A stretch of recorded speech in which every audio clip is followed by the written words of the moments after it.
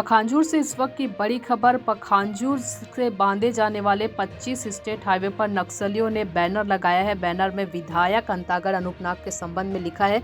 नगर से मात्र 6 किलोमीटर दूरी पर नक्सलियों द्वारा बैनर लगाने से क्षेत्र में दहशत देखा गया है। जी हां, बैनर में लिखा है, आदिवासी विरोध खदान मालिकों के एजेंट अनूपनाग को क्षेत्र से बहिष्कार करो। अनूपनाग की पुलिस बुद्धि को विरोध करो, उनका बहिष्कार करो। आदिवासियों के जल जंगल जमीन एवं आजीविका के लिए लड़ने हेतु अनूपनाग जनता से दूर रहे।